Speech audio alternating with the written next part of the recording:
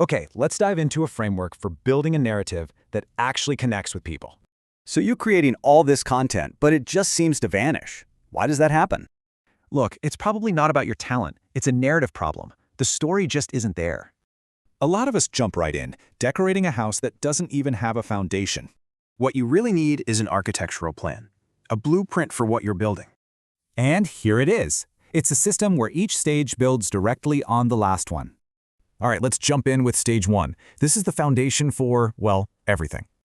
Narrative identity isn't what you do. It's who you are before you even open your mouth. See the difference? The exact same words hit completely different when you've lived it. So once you have that identity, we can move to stage 2, narrative features. This is all about the tools you intentionally choose to express that identity you've defined. Think of them like a carpenter's tools. You don't use all of them at once. Be selective. And that brings us to a crucial step so many people just skip over: context. Your story doesn't just exist in a vacuum. It's all about placing it in your audience's world. For instance, a story of failure? That can be a radical act in a culture that worships success.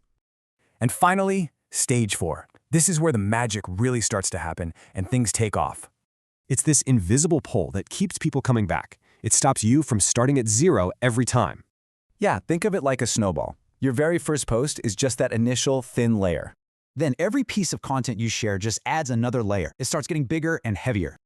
Over time, that snowball gets so big it has its own gravity, pulling the right people in.